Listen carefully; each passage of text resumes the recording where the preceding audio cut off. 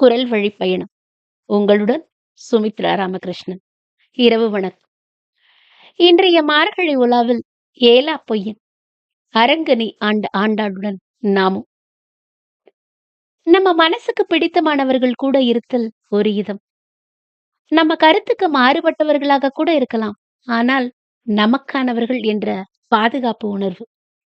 அறிவாளியா, முட்டாளா, குழந்தையா, பெரியவளா, ஆக்ரோஷமா என்று நம் அன்ஃபில்டர்ட் ஜோன் நம்ம மனசுக்கு மிக நெருக்கமான ஒரு சிலரிடம் மட்டுமே.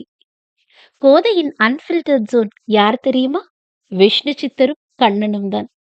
என் கண்ணன் வந்துடுவான் இல்லப்பா. மெல்லிய ஏக்கம்.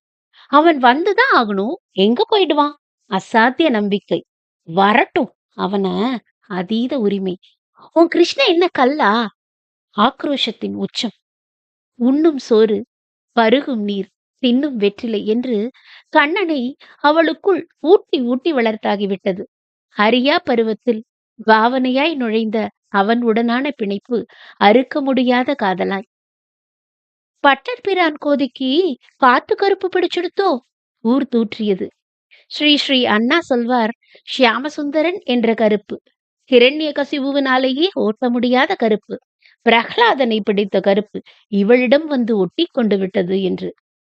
மாயோனின் வேய்குழல் ஏவிய காத்தும் மனதில் படிந்த கிருஷ்ண கருப்பையும் ஒட்ட மந்திரமும் கிடையாது, மருந்தும் கிடையாது.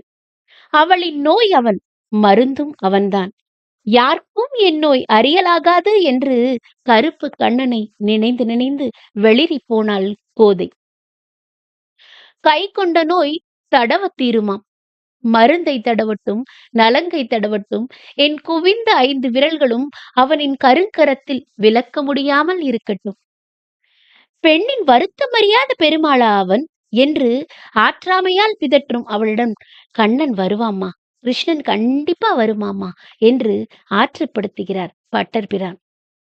மாலாய் பிறந்த நம்பியை மாலே செய்யும் மணாளனை ஏலா பொய்கள் உரைப்பானே இங்கே போதக் கண்டீரோ? ஏலா பொய்யன். பொய்ப்பொழுகன் என்ற வார்த்தையின் அழகான தமிழ் பதம். அந்த ஏலா பொய்யனை எங்கும் தேடுகிறது அவள் மனசு.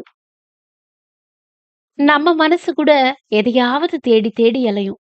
என்ன தேடுறோன்னு தெரியாது. தெரிஞ்சாதான் நிம்மதி ஆயிடலாமே. இப்படி அலைபாயிர மனசோட பெருமாளை பார்க்க போனா கர்ப்ப கிரகத்து பக்கத்துல அவனை பார்த்துட்டே இருக்கும்போது துளசியும் பச்சை கற்பூரமும் கலந்து சொல்ல முடியாத வாசனையோட சட்டுன்னு நம்ம கையில விழற உத்தரணி தீர்த்தத்துல நம்மள பிடிச்சு இழுத்துப்பான். துளி தீர்த்த ஜலத்தை பருகி தலையில தடவ மொத்த மனசும் தெளிவாயிடும். நான் இருக்கேன்டா உனக்கு அப்படின்னு முதுகுல தட்டி கொடுக்கிற மாதிரி டொம்முன்னு சடாரி ஸ்பரிசும். நிமிடத்தில் அடங்கிய மனது மீண்டும் தேடத் துவங்கும். பொருளா, புண்ணியமா, முக்தியா, எதை தேடுறோம்னு சொல்ல தெரியல நமக்கு. ஆனா கோதை விட்டு சித்தன் மகள். தான் எதை தேடுறோன்னு உறுதியா தெரியும் அவளுக்கு. நாளைய நோக்கிய நகர்வுகள் அனைத்துமே காத்திருத்தலின் பரிமாணம் தானே. ஆண்டாளின் நகர்வு கண்ணனை நோக்கி, கண்ணனின் காத்திருத்தல் ஆண்டாளின் வருகைக்காய். நமக்கெல்லாம் பகவான பார்த்தா திருப்தி. ஆனா கிருஷ்ணனுக்கு கோதைய பார்த்தாதான் திருப்தி. இது நம்ம பூங்கோதைக்கு தெரியுமா? ஆண்டாளுடன் நான். வணக்கம்.